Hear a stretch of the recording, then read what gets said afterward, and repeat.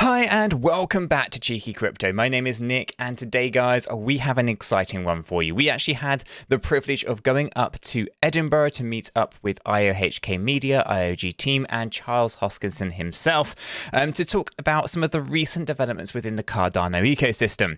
So we're going to basically share a lot of that with you in this particular video. We've got an interview with Charles Hoskinson, so do enjoy. And if you find this useful, informative, then hit the like button. I do appreciate that. If you're new to the channel, remember to subscribe and join us down in Discord. It is the centralized hub of everything that we do at Cheeky Crypto. Okay, guys, let's get right on into it.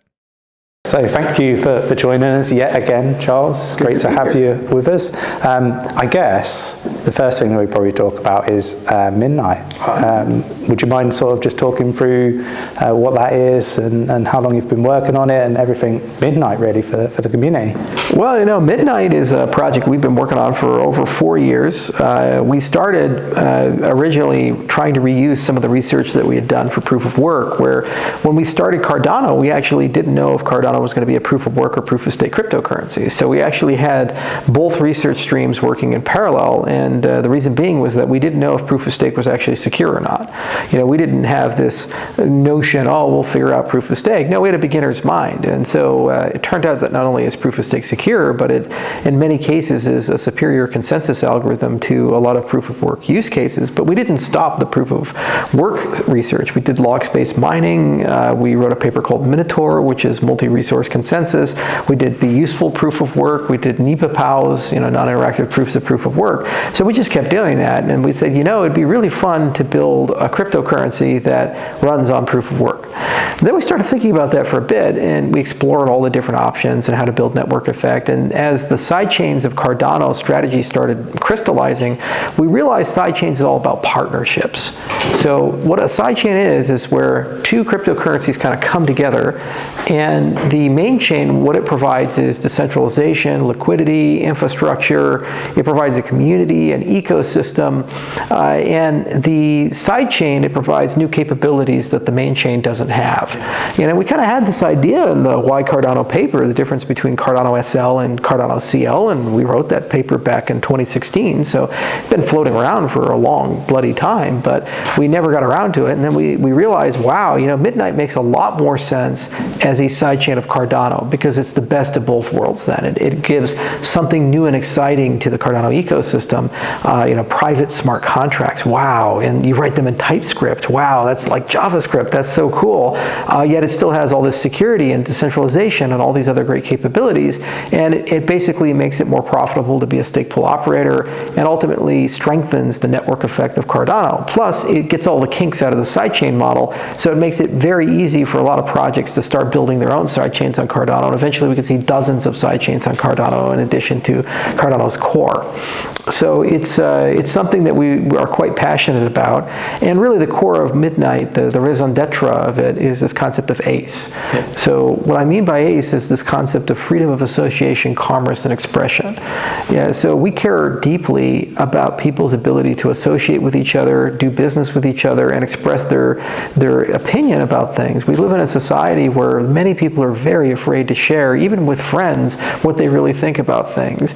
And in many cases, your freedom of commerce is being restricted, especially in dystopian or totalitarian governments, which larger and larger amounts of people are living under now. If you look at China expanding its Belt and Road program, everything you think, say, and do is monitored, and if it's inconvenient to the governing powers, they'll just simply, you know, reduce your social credit score. And I don't think many people want to live in a future where that becomes the standard instead of the exception to the rule. So you need good technology to push back against tyranny. And so we thought a lot about not only how do you do that, but how do you do that at scale, and how do you do that while innovating at the same time. So the problem with most privacy coins is that, actually all of them right now, no one has figured out how to go from a transaction to a smart contract. So Zcash, Monero, these other things, they're really good at this idea of keeping things private. Meaning if I send you some Monero, I send you some Zcash, you have a pretty strong security guarantee that that has an unlinkable transaction. transaction. The problem is that what happens when you want to go from a transaction to a smart contract and build like a private DEX, or if you want to mine medical records and get information without revealing the medical records, or you want to build a compliance system with selective disclosure, or these types of things. It turns out that's a fabulously hard problem, and there's been some papers published like 𝗕𝗓𝗓 and others that have chased it. But what we did a few years ago is we published a paper called 𝗕𝗘𝗪𝗓, and we actually figured out how to get it working. And it took 4 years to figure out how to get that working, and we spent a heck of a lot of time on this. We had a lot of great PL experts, and it's really just a marvel of computer science. And what's really cool is that we're doing it opposite. So when we did Cardano, we started with the consensus algorithm, the network effect, building the root of trust, then smart contracts. Now we're going in the opposite direction with Midnight, where we're starting with the developers first and giving them some red meat, you know, TypeScript with a Visual Studio plugin, a good programming model, lots of cool stuff. They're going to have a lot of fun with this, and we're doing a hackathon tomorrow where they get to play with it. And then what we're going to do is try to pull together some great technology. So we're currently looking at ScoreX and Fabric as two pieces of infrastructure that we think we can combine with this technology, and then run that as a sidechain of Cardano to not only bring this into the Cardano space, but also make it very enterprise friendly from that respect. You know, enterprises, they have to comply with GDPR, with the Bank Secrecy Act. They have to comply with all kinds of things that require confidentiality. So it's a misnomer to say that companies don't want things to be private. In fact, many cases, by law, they have to keep things private, and if they don't, they get strong fines, huge fines. So you have to be able to create a system that's equally useful to the underground newspaper in Russia that's calling truth to power as it is to a Fortune 500 company trying to put a bank on a blockchain or a CBDC on a blockchain, where you have a constitutional right to privacy in many respects. And we think we've come up with a pretty good strategy for that. So developers first, let people build a lot of things, and I think people are going to be pleasantly surprised with how much magic is there. And then use this as a way to kind of spearhead the rise of sidechains on Cardano, which will bring a lot more capabilities to the Cardano ecosystem. What sort of interesting use cases will there be, do you feel? Oh, there's so many. So I've already mentioned mining medical records. So for example, one thing I could envision being built on Midnight in the future would be a system where somebody could say, hey, a policymaker, for example, I want to know how many people in Wales got asthma, who have asthma, got COVID over the age of 50, and you know, how many got hospitalized compared to the national average. Now, currently the only way you can answer a question like that would be to go to all the medical record systems, all the EHRs, and somebody has a clean room and they have to go in and harvest all of it and anonymize it and do the statistics, and they'll give you the answer. But you've inadvertently revealed to somebody that Aunt Alice got COVID and she has asthma, you know, these types of things. And that's a rather innocuous one, but what happens if you're talking about HIV? You know, what if you're talking about herpes? What if you're talking about things that are very embarrassing or very problematic for people? Paternity, you know, these types of things. So mining medical records is a huge use case, but that could be for any data science problem. Like, for example, Brave has ads and they want to serve those ads to people. Well, what if you had an anonymous ad model where you can micro-target people, but neither the advertiser nor Brave knows anything about the individual data of the individual, you know, of the person participating in that. So advertising, mining of records, private DEXs where the order book is not seen, but it follows predictable logic, so you don't get people revealing your trading strategies and suddenly hedge funds can get involved. I mean, the sky is really the limit when you talk about programmable privacy. You know, the other thing is merging identity into privacy. So another thing that we're doing is we're taking a 𝗕𝗪𝗪𝗔𝗥𝗘 and we're going to build it into Midnight. And it's the first product where it's going to have such a tight integration. And what that means is that you can have self-sovereign identity combined with confidential computation. And what this effectively does is it gives you the ability to do selective disclosures. So, you know, an exchange, they just need to know if you're a US citizen or not, if the money you have is legitimate or not. They need a proof that they're legally allowed to do business with you. They don't want to know your whole life, your name, you know, who your ex-girlfriend was. They don't want to know any of that stuff, you know, and it's a liability for them to have to hold on to all that for 7 years. It's a bunch of stuff they can't do much with, and if they ever get hacked, it certainly causes a fiduciary problem for them. So it'd be much nicer if they had zero knowledge proofs that talk about all that. So merging identity and confidential computation together, we think is going to be one of the biggest drivers of reg tech innovation in the entire world. It's going to fundamentally only transform KYC and AML, it's going to transform computational regulation, where suddenly you can now have DEXs that are regulated, meaning that every actor is allowed to be there and the regulator gets a bunch of disclosures, but they're actually private on the outside and completely decentralized with no central operator. Sounds amazing. Yeah, there's that kind of stuff that's coming, and it's going to be exclusive to Cardano. I mean, obviously we'll build connections from 𝗕𝗏 to Ethereum and Bitcoin and other ecosystems, but Cardano gets first access to all of that goodness because it's partnered with 𝗕𝗏 in that respect, and that's the power of the sidechain model. Definitely. How does the community get involved in that 𝗕𝗏 project? So it's an onion. So the first step is the developer side and play around with the computational model and start talking about applications and these types of things. And I think there's going to be an enormous amount of excitement and a lot of developer activity. And then the second step is that the SPOs actually have to launch the system. Yeah. So the power of the sidechain model is that once you get to a certain critical mass, then a certain level of stake has to signal support for a sidechain, and then they begin maintaining it. So the community actually launches it. And then in terms of the distribution, we intend on doing a glacier drop of the dust token to all of the participants. And there's still a lot of things that have to be figured out there. And you know, we as the royal we, the collective we, you know, the ecosystem, we have to kind of figure out some of those mechanics. We have a lot of really cool novel ideas on tokenomics for a resource-based economy and a multi-token model, and you know, these types of things. And we're working with some great academics and great tokenomics groups to kind of go through all of that. But what's really cool is because we're doing dev focus first, you don't have to have a token to start because it's a centralized thing just to show developers how to build something. And that gives you the time you need to figure out how to launch it with the SPOs, and also to do a fair token distribution that the ADA holders will be quite happy with. So there's a lot of moving pieces to this, and this is just the beginning of that journey. And what's nice is every step of the way, more people come and more people come. So before any economic considerations are there, it's completely decentralized. That's a new way of launching cryptocurrencies. It used to be when I was growing up, you know, back in the day, you know, when I was a young whippersnapper in the cryptocurrency space, you'd do an ICO and you'd say, okay, now that we have all your money up front, we're just gonna figure this shit out. You know, we're gonna get this done somehow, and yeah, that didn't work out so well. So we wanted to do it the opposite way, where you start with the use and utility of the system and the development model and building an ecosystem, and then over time that ecosystem demands this thing to exist, and then eventually that ecosystem comes together and launches it. Yeah. That's the magic of it. So they ultimately get to decide if 𝗕𝗏's a thing or not, and it's real cool to put that in the hands of the community in that respect. And then if that works, then that's a new model to launch all cryptocurrencies, and then Cardano will be the best platform to do that. Yeah, no, it sounds amazing, and I feel a lot like you're really proud of this achievement. Like, it really sort of comes across really strongly. You can't do a 𝗕𝗏 without Cardano, and I am proud. It's been 4 years of my life, and I've never been able to talk about it and be in these privacy conversations, and I just be like, fuck you guys, we got something better, you know. And we couldn't say anything, so it's finally good to actually.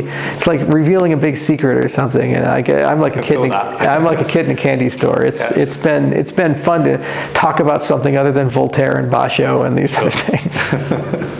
Is there anything else on 𝗕𝗏 that you would want to cover that perhaps I'm not aware of, you know, to be able to ask the question? Oh my Lord, yeah. There's going to be a lot of presentations tomorrow, and there's great technology like upgradable snarks, and we put a lot of work into trying to make things as standards compliant as possible, that merger of identity into privacy. But I'm going to leave it to John and the rest of the team tomorrow to really go through that. And I encourage you guys, if you have any developers or are just curious, to film the hackathon and kind of get some first impressions. It'll be tomorrow at the lab, so you guys will be able to get hands-on with it. That'd be amazing. Yeah, we want to sort of get more behind the scenes ourselves. Like, we've been talking to a few projects about that recently to give sort of the community a different angle on crypto and blockchain technology. I think that'd be really awesome. Yeah. Obviously, there's been quite a number of different announcements here in Edinburgh. Is there anything else that sort of stands out? I mean, for me, everything around decentralization with everything FTX. Well, SIP 1694 is just a great SIP. You know, this is one of the few SIPs that I actually personally worked on. I think they listed me finally as an author of one of these things. And I felt so strongly about it that I talked to the engineers sometimes daily on various parameterizations and things. But basically, it's a reuse of the staking mechanics to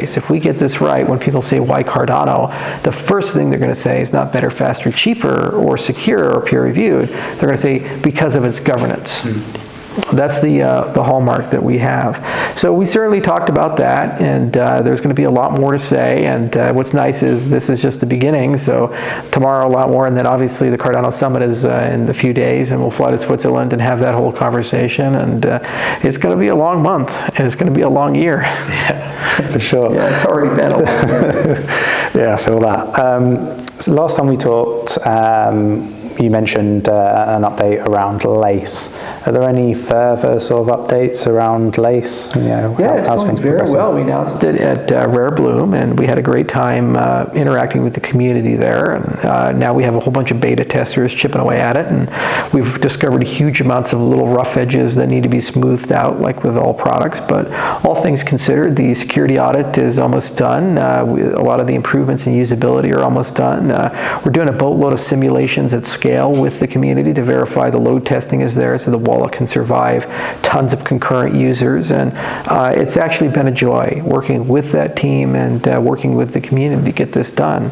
I think LACE is going to be one of the most important assets in the ecosystem, because it's a native multi-chain wallet long term, but it thinks around all of the things. It thinks around identity, it thinks around dApps, it thinks around centers to give people the ability to trade and do things. So there's just so much raw capability there. And to be built by cryptographers, people whose security is their #1 concern, who can create bespoke protocols, it means that we'll be first to market with a lot of really cool or interesting ideas, or at least best to market with those ideas, like dead man switches for estate planning and multi-party computation, and these things that everybody talks about, but you never get to use as grandma. Yeah. I mean, a very simple concept. Like, for example, wouldn't it be nice to live in a world where if you forget your password or your device gets lost or damaged, that that in like 100 days, it'll be sitting at a custodian, and you can get it back? It's needed. That's exactly right, because no matter how brilliant you are, even if you're the best in the world, you can get hit by a bus. They got a lot of them in the streets here in Edinburgh, right? And then what the hell's the wife going to do? What's the grandma going to do, when grandpa gets hit or something like that? It's really a dangerous game that people play with crypto, and because crypto is usually a game of the young, they don't think too much about what happens if I'm incapacitated or I get dementia or I die. But as this becomes mainstream, it's an incredibly important thing. Mark Zuckerberg didn't think at all when he created Facebook in the beginning, like, oh, what happens when a Facebook user dies? Because he's a college student. It's inconceivable that your next door neighbor is going to, it's like a big thing. When you're 70 years old, it's like every day somebody passes on. And there's a whole system we've hobbled together over the last few centuries about how that works and how estate planning needs to be done, and wills and trusts and these things, and we haven't quite caught up in the cryptocurrency space. And not to mention the wallet recovery process, 24 keywords. Well, we need to come up with something better. So there's a lot there, like human readable addresses are another thing to look at, and this idea of being able to bind an identity to a wallet so that you can just send to Bob instead of sending to a pseudonym or something like that is really cool. And then you see the composability of products. If you have Midnight, you can send that transaction in a completely private way to Bob, but then you can embed a DID into it. And so, if it's a regulated transaction, the regulator can unblind it and see it, these types of things. So you can layer all kinds of cool stuff when these systems are working together. Yeah, it sounds awesome. Now, these are community questions. There's rumors around NFTs and linking to Twitter.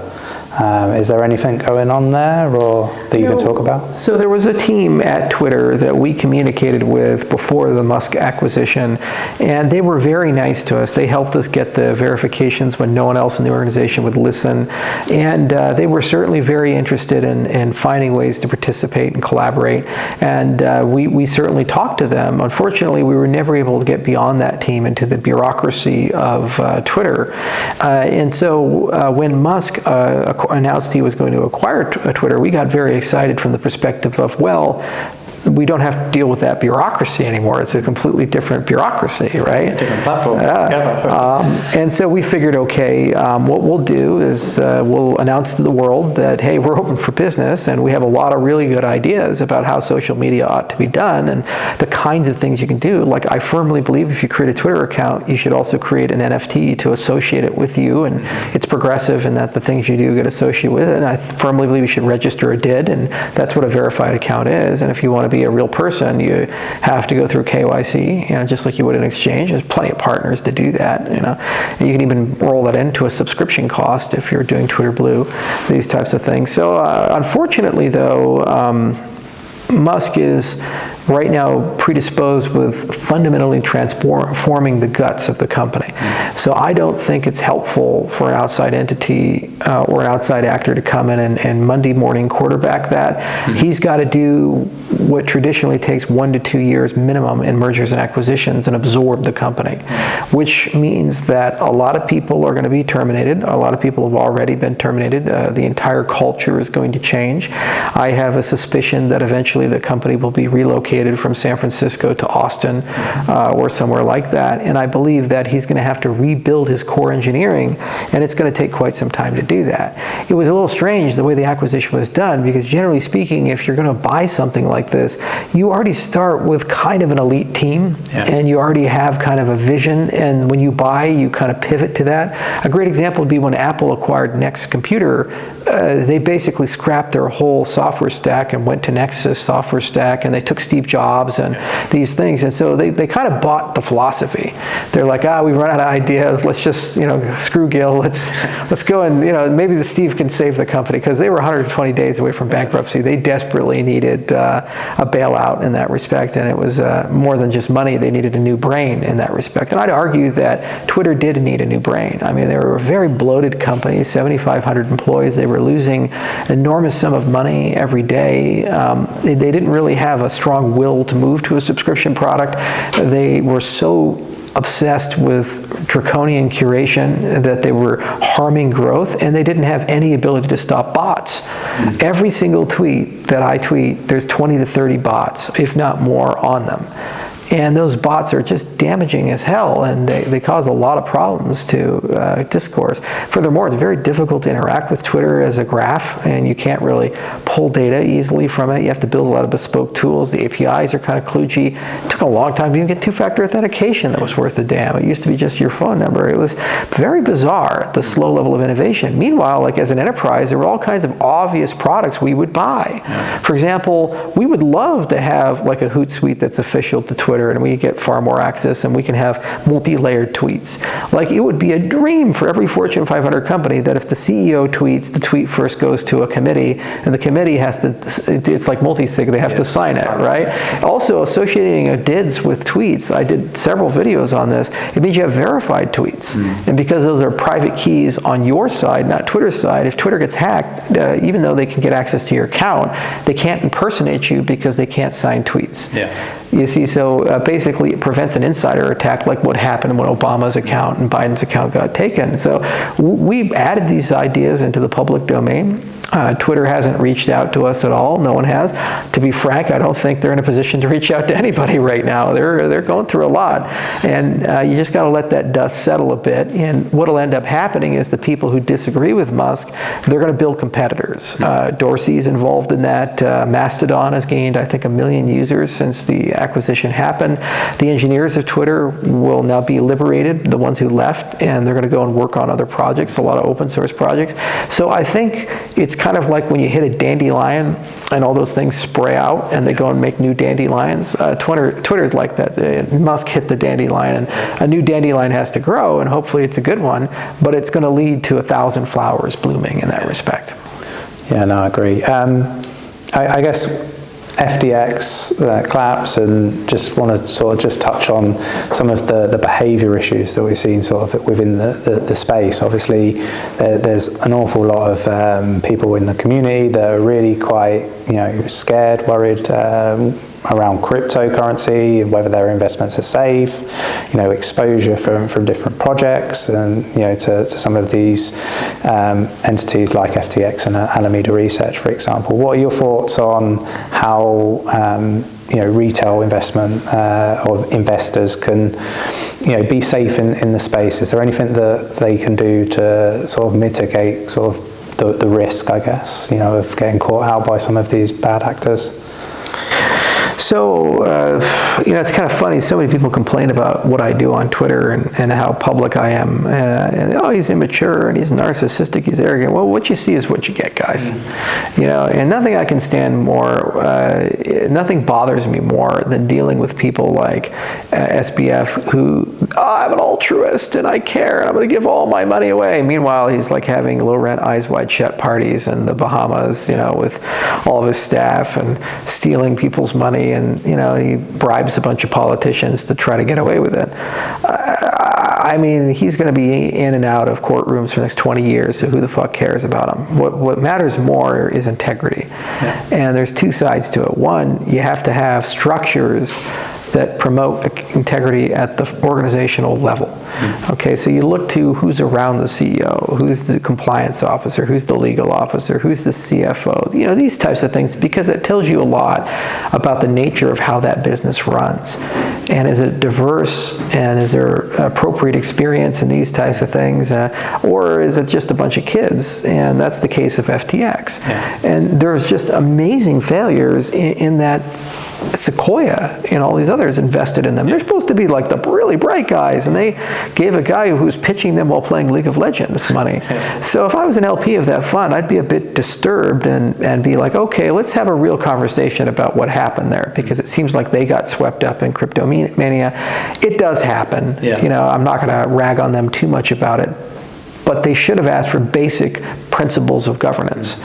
Okay, do you have a board? Do you have oversight? Do you have checks and balances? The claims you're making, where's the independent third-party validation of those claims and so forth? Basic stuff like that, and that will work its way through. So that's one side of it. The other side is where can you use protocols to augment things? So proof of reserves, or your transitive financial relationships, or these types of things, and how much can we drag into the blockchain space? The story of FTX is not a crypto failure. Yeah, I think that's the point that needs to be made, isn't it? This isn't a blockchain technology issue. This is, traditional finance as well. It's, it's all different sectors, isn't it? We get these sorts of frauds. Yeah, it's not a crypto failure. It's a failure of people. Yeah. That's why we created cryptocurrencies, is to get rid of the people, because you can't trust people, right? Exactly. And then all the media is like, well, crypto has failed. It's like, well, you're doing crypto wrong if this is your version of crypto.